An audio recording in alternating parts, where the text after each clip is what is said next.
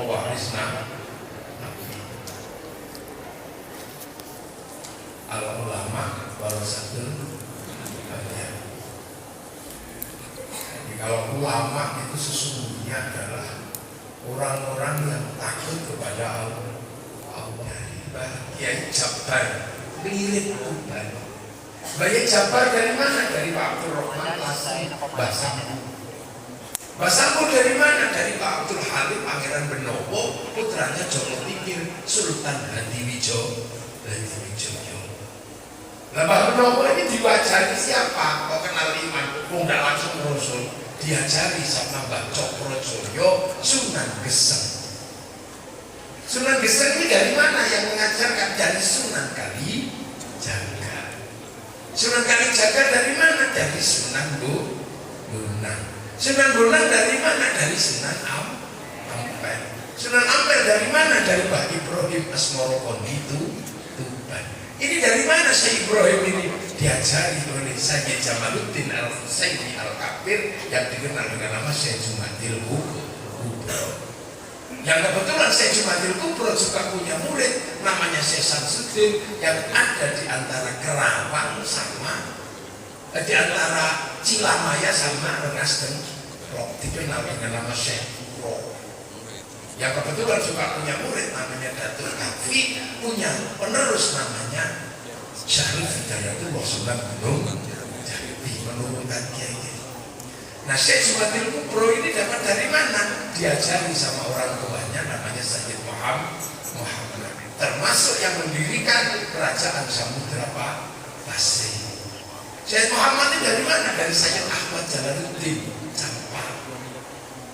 Sayyid Ahmad Jalaluddin diajari siapa? Sayyid Abdul Malik Mongol yang mengeluarkan klan Azmat Han. Sayyid Abdul Malik dari mana? Dari Sayyid Alawi Amil Fakir.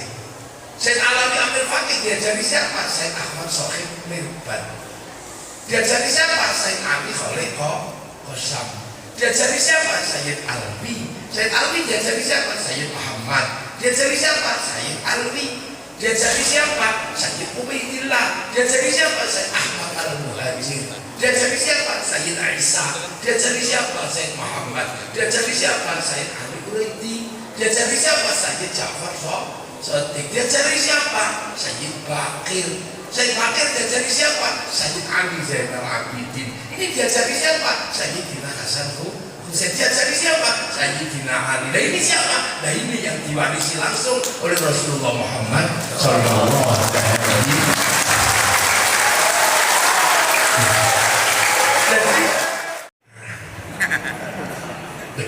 Tahu itu. Oh eranya ini. Tenang jadi sahabat.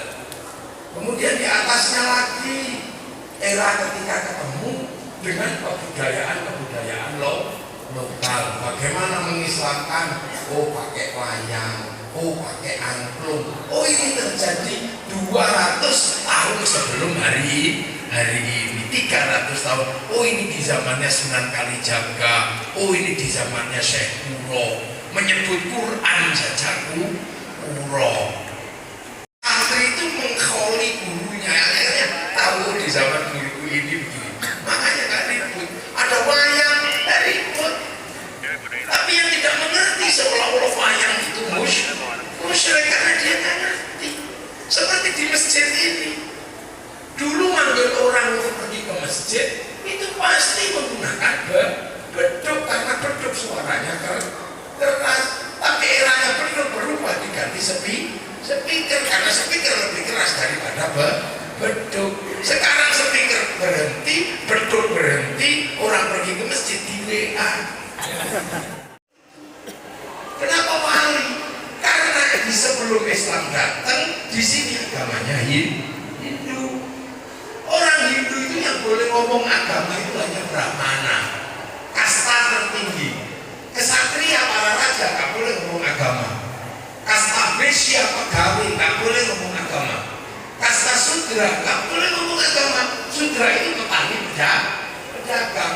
Makanya kalau ada Islam disebarkan oleh pedagang nggak bisa diterima secara ilmiah karena pedagang itu sudra dan orang Hindu nggak mau diomongi agama oleh orang sudra.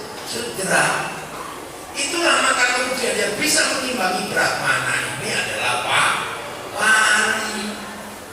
Walinya Allah ini dia bisa mengimbangi Brahmana. Sama-sama la khaufun alaihim wa lahum yahzanun. Terus ditanya dasar-dasar kewalian itu seperti apa? Referensinya mana? Wali itu tidak meninggalkan referensi dimanapun. Yang menulis referensi itu biasanya orang-orang setelah apa? Wali. Syekh Abdul Qadir Al-Jilani yang nulis orang-orangnya, santri-santrinya. Wali. Karena wali itu kalau butuh apa-apa langsung download. Wali itu kalau butuh apa-apa langsung download online langsung. Kemana? Ke cloudnya Allah, ke ininya harddisknya Allah. Kalau Rabbuna wa tsumastaqamu tatanazzalu alaihimul malaika alla takhafu wa la tahzanu. Langsung 2 tahun gini, 3 tahun download online. Makanya pekerjaan para wali itu revolusioner. Visi-visinya maju ke depan.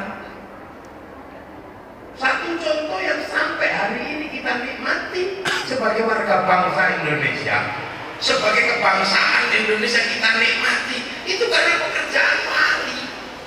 Apa?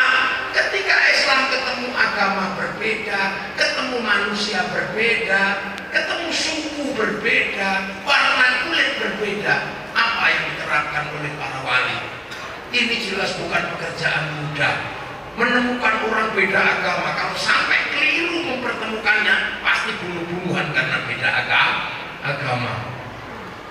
Kalau kemudian cara menemukannya beda, keliru karena beda suku, pasti bunuh-bunuhan. Sementara Islam itu rahmatan lil alamin. Rahmatan lil alamin tercermin dalam Rasulullah, wa ma arsalnaka illa rahmatan lil alamin. Berarti Rasulullah pasti punya konsep untuk mempertemukan orang beda agama, beda bangsa, beda suku, beda cara makan.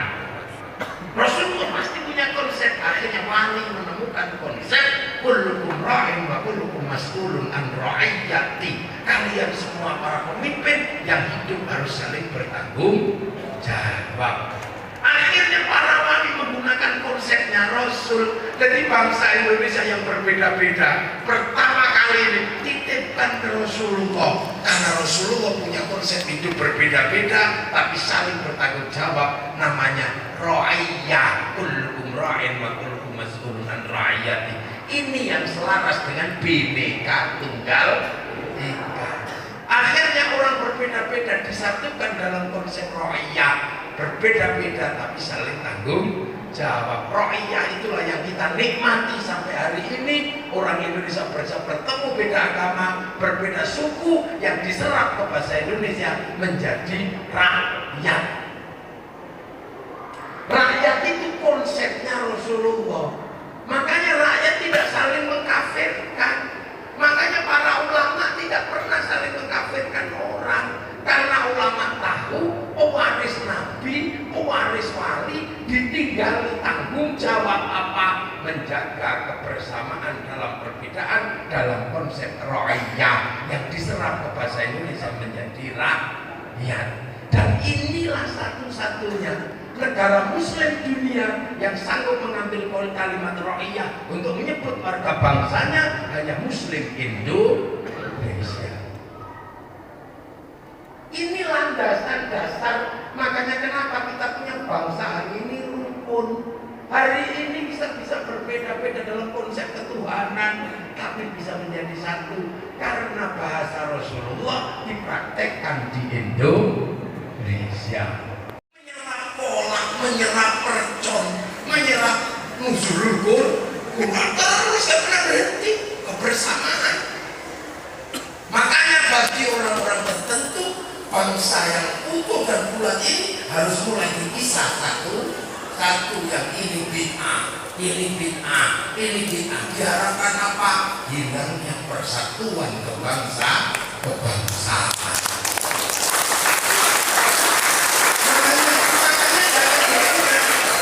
Karena apa? Karena akan mengambil nation state atau negara bangsa. Kalau negara bangsa yang mau diambil,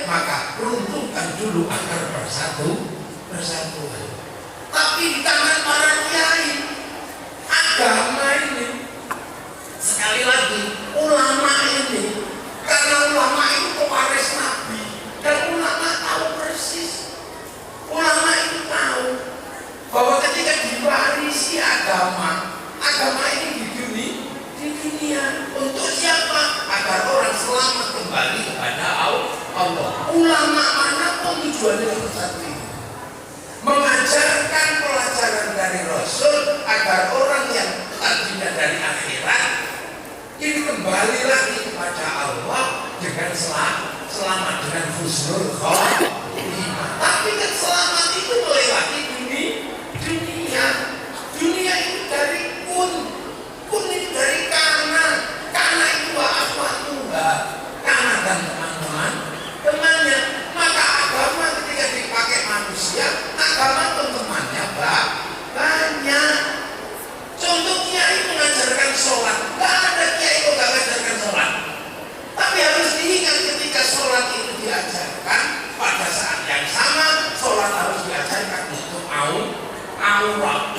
Ketika ajaran untuk aurat, berarti ajarannya harus terkait dengan urusan kain. Ketika terkait urusan kain, ini urusannya pabrik kain, perusahaan besar pabrik kain. Maka kiai harus berhubungan dengan pabrik kain. Ditinggalkan pabrik kain, santrinya nggak bisa sholat dengan sempurna karena nggak punya tutup aurat.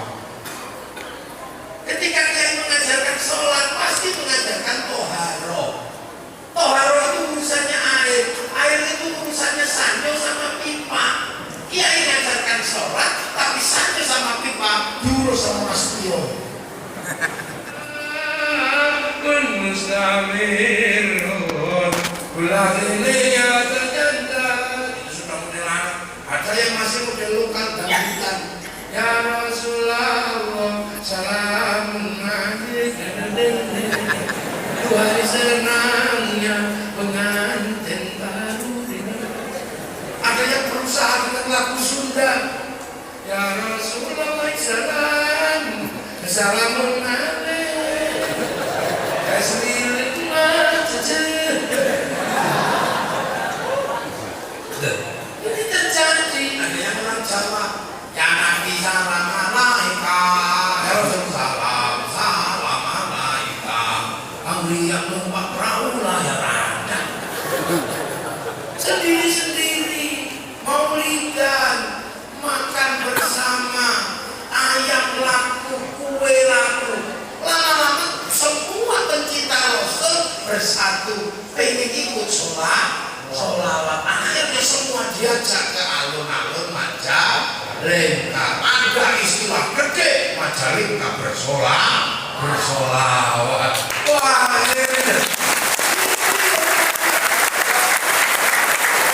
rawat kebersamaan itu begitu cara dijalankan oleh para ulama. Tapi ketika negara mengatakan karena COVID, stop. Apakah ada perlawanan dari para ulama? Tidak ada. Ini pertanyaan yang harus dijawab. Kenapa sholawatan yang sudah puluhan tahun dijalankan, tapi ketika para ulama diperintah oleh negara, kiai stop berhenti. Kiai vaksin. Saya pertama kali divaksin tunggu di presiden, ditunggu sama Presiden Jokowi saya vaksin karena beliau tahu saya takut suntik. Ditungguin dan berdarah gara-gara trauma saya harus suntik. Waktu kecil belum ada listrik, demam disuntik. Nah dokternya saya pakai teplok itu. Saya itu takut lihat itu. Akhirnya lihat ke tembok sebelah sana. Ternyata begitu dapat bayang-bayang lampu, jarumnya lebih besar. Menjadi takut. Vaksin. Gak ada ulama-ulama kami gak takut corona. Gak ada. Yang lain masih kami gak takut corona. Corona ciptaan Allah. Ya itu cuma batin, iya mas. Corona ciptaan Allah. Jangan takut corona, takutlah kepada Allah. Tapi Allah itu bikin harimau sama singa. Gak usah takut harimau dan singa karena itu ciptaan Allah. Coba tidurlah samping harimau sama singa. Pagi-pagi di mall sudah sampai. Begitu. Karena pernah mengaji makom abrol sama makom asbab, makom tadris. Makom tadris itu sampai. Tapi kita ini kalau pusing kan cari obat, kalau lapar cari makanan. Kita hidup dalam wasi itu lama. Dan itu makanya para ulama di Indonesia nggak seperti di India, harus dipukuli baru patuh. Kenapa tidak seperti di Malaysia sampai disetrap di depan rumah? Tapi kita jangan. Begitu longgar ngajilah lagi. Karena apa? Kiai punya tanggung jawab tentang kebangsaan, punya prinsip negarawan yang sampai hari ini terjadi dan diwariskan oleh bawah. Gak berani ada makamnya Sunan Ampel. Mau ke Madura gak berani ada makamnya Bang Khalil Bangkalan. Padahal orang Majalengka. Kalau itu semua terjadi di semua tempat, bangsa akan dicintai karena tanah-tanah itu akan dicintai dan menjadi landasan cinta tanah air. Ini kerangka berpikirnya sudah diajarkan dari dulu. Kemudian para ulama membatasi. Ada ulama-ulama yang nggak bisa dibatasi. Ada ulama-ulama yang bisa dibatasi. Terhadap ulama yang dibatasi nggak ada masalah. Kayak saya ini ulama yang nggak terlalu sakti, bisa dibatasi. Kalau ngaji bos waktunya udah malam berhenti ya. Tapi kiai paling sakti, ulama sakti itu siapa? Kalau sudah khutbah Jumat itu paling sakti. Gak ada orang berani instruksi. Tapi sudah itu gak ada orang berani. Mau ngomel kayak apa konten itu? Kalau capek paling tidak tidur. Makanya agar tidak terjadi melampaui batas, maka ulama-ulama NU kalau khutbah dikasih tongkat. Karena begitu pegang tongkat dan baca teks pasti sopan karena sambil baca. Terlalu lepas tangan tongkatnya jatuh. Lepas teks ditiup kipas angin, kertasnya terbang. Makanya kalau khutbah ittaqullah baca. Begitu tongkatnya hilang, begitu teksnya hilang, Jokowi. Mekanisme sosial dilakukan. Dan itu cara ulama merawat bangsa. Jadi jangan dikira yang dilakukan oleh para ulama terus tiba-tiba itu kurang progresif. Yang lain selalu menyatakan kafir. Nanti dulu jangan kufar kafir karena rakyat tidak punya hak untuk dikafirkan. Makanya kiai-kiai tenang, hati-hati nanti dulu. Yang lain suruh ributnya luar biasa. Sampai pilpres saja ada yang menyebut perang Banten. Itu apa? Pilpres kok perang Banten? Oh, pilpres itu kelanjutannya pilkades. Pilkades itu diteruskan pilgub. Pilgub naik tingkat pilgub, naik ke nasional pilpres, pesta demokrasi. Sama-sama Islam, sama-sama sholatnya sama, bisa ngimami sama. Itu di belakang Pak Prabowo ada para ulama, di belakang Pak Jokowi ada para ulama, bahkan Kiai Maman di belakang Pak Jokowi. Loh beda deh. Apakah kemudian kalau kemudian menang disebut ulama su? Karena apa? Menang. Nah kalau ada yang menang, apakah kami akan mengatakan engkau ulama su, ulama plat merah? Ini persoalan kalah dan menang. Jangan gitu. Kalau dulu yang Anda dukung menang, pasti Anda akan berada di istana. Karena kami yang dukung menang, kami di istana. Besok diulang lagi 5 tahun lagi. Gitu. Kalau Anda menang pasti di istana. Gak usah menyebut pilpres itu perang bakar. Itu pesta demokrasi. Namanya pesta demokrasi pasti seru. Kadang ada dangdutnya, kadang ada duitnya. Terutama di zaman Sayyidina Husain, korbannya Sayyidina Husain diteruskan oleh Sayyid Ali Zainal Abidin, ribut sampai menjauh, sampai Sayyid Bakir, sampai Sayyid Ja'far Shadiq membuat sholawat asghir wa asghiril ghalimin bil ghalimin wa akhrijna min bainihim zalimin. Itu kenapa situasi sangat rumit sampai ada kemudian putranya Sayyid Isa hijrah menjauh, dikenal dengan Sayyid Ahmad Al-Muhajir. Sehingga negara-negara yang membicarakan khilafah pasti dia hancur. Yaman mulai separuh membicarakan khilafah, rusak di sebelahnya. Suriah kayak surga, begitu membicarakan khilafah dengan ISIS, hancur bangsanya. Libya tadinya negara paling makmur, bantuan bantuan masjid ke sini, sekarang makan saja susah. Sejak kapan? Sejak membicarakan khilafah. Mesir ketika mulai membicarakan khilafah terjadi kekacauan sampai hari ini belum selesai. Bahkan Mursi sebagai pemimpin Ikhwanul Muslimin digantung sama orang Mesir.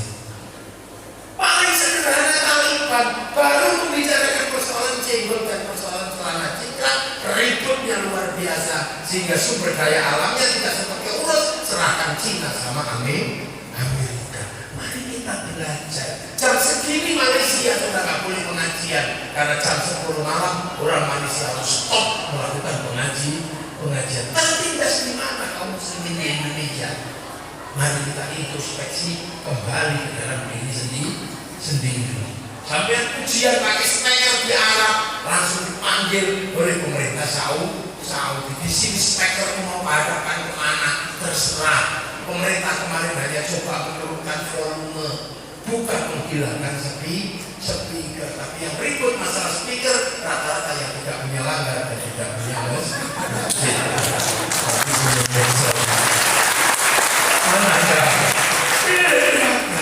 Ya Allah, paling enak jadi muslim di Indonesia. Kebangsaannya jalan, bangsa terjaga, Islam terjaga. Jadi pekerjaan ulama itu sesungguhnya ya cuma nggak banyak. Pekerjaan ulama itu meneruskan pertanyaan Malaikat Jibril kepada Rasulullah, mahwal Islam, mahwal iman, mahwal Islam, mahwal ihsan. Cuma itu sebenarnya wazifahnya ulama itu. Mahwal iman, antumina billahi wa malaikatihi wa kutubihi wa rasulihi wal yawmil akhir wa bil qadri khair wa syarri min Allah ta'ala. Sudah. Mahwal Islam, asyhadu an la ilaha illallah wa muhammadur rasulullah wa tuqimus shalah wa tutiyaz zakat wa tasum ramadan wa tahujjal baiti man istata'a ilaihi sabila. Sedangkan mahwal ihsan, an ta'budallaha ka'annaka tarahu fa illam takun tarahu fa innahu yaraka. Cuma itu sebenarnya pekerjaan ulama. Tapi itu semua dilakukan oleh masyarakat di dunia. Dunia ini temannya banyak. Akhirnya para ulama menjaga perbedaan ini. Nah, ikatan perbedaan itu di dalam Al-Quran disebut ruang besar untuk menjaganya. Apa? Wattini wa zaitun wa turi sinina wa hadzal baladil amin. Wattin sumpah Allah kepada Nabi Nuh, wa zaitun pada Nabi Isa, Nabi Ibrahim, wa turi sinina pada Nabi Musa, ulul azmi semua Nabi Muhammad ada sumpah wa hadzal baladil amin, dan demi keamanan bangsa dan negara. Untuk menjamin apa? Menjamin laqad khalaqnal insana fi ahsani taqwim. Manusia terbaik, tidak boleh cakar-cakaran, tidak boleh bunuh-bunuhan, harus saling jaga. Tapi makan untung, ini kebaikan manusia. Tsumma radadnahu asfala safilin illal ladzina amanu wa 'amilus sholihat, kecuali orang beriman dan berbuat baik. Santri mengajarkan iman dan berbuat baik. Manusia yang lain menjaga agar manusia tetap baik. Ilmu kedokteran, ilmu apa, menjaga manusia tetap baik. Tapi baiknya manusia, baiknya agama akan hilang tanpa keamanan bangsa dan negara. Keamanan bangsa negara di atas segalanya, karena yang akan menjamin manusia tetap baik, menjamin agama tetap ada. Arab bangsanya baik, agamanya baik, manusianya baik. Tapi kenapa rusak? Karena tidak ada keamanan bangsa dan negara. Indonesia biasa-biasa saja manusianya, hidungnya pesek, kulitnya nggak putih nggak hitam, agamanya biasa-biasa saja. Tapi semua menjadi lebih baik, terus berubah karena kita punya baladil menjaga keamanan bangsa dan negara. Inilah tugas utama TNI Polri. Jadi jangan jihadnya di situ. Jadi jangan dikira para ulama ini diam-diam tidak melakukan kerja. Makanya hati-hati ulama nggak senang-senang. Itu ya perbedaan. Satu contoh ulama nggak serta-merta membuat vonis apa namanya selamat Natal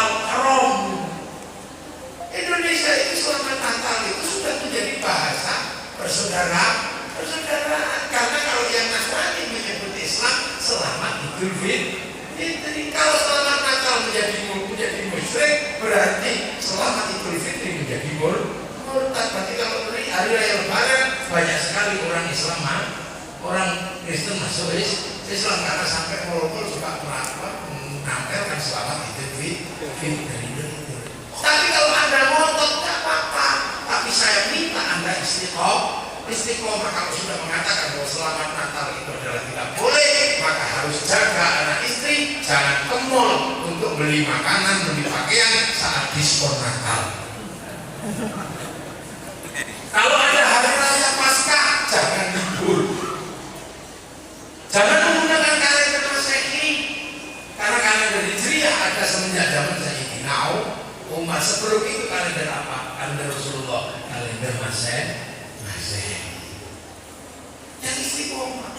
Kalau Anda mengatakan bank itu haram, tidak apa-apa. Ya ingat dulu. Kalau riba, semua sepakat bahwa riba itu haram. Akan tetapi kalau bank itu haram, berarti dulu.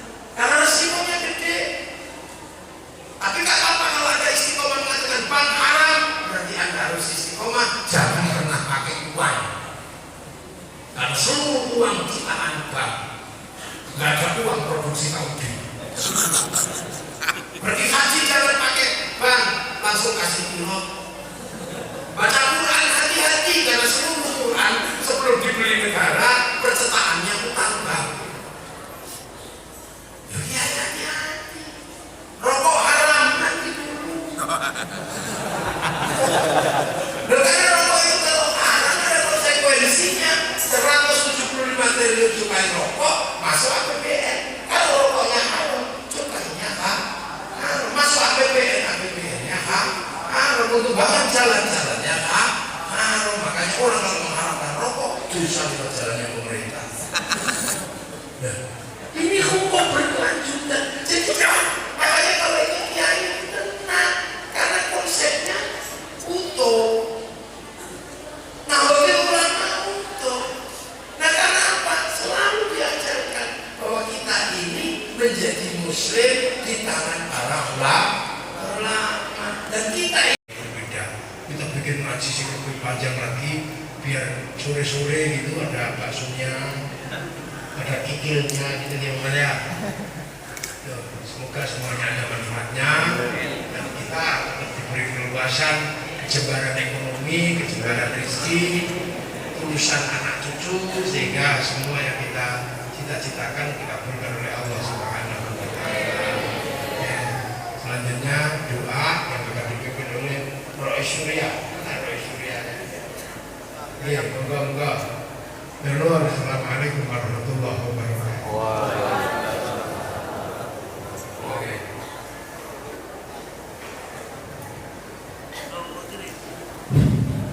Assalamualaikum warahmatullahi wabarakatuh. A'udzubillahi minasyaitonir rajim. Bismillahirrahmanirrahim. Alhamdulillahirabbil alamin. Hamdan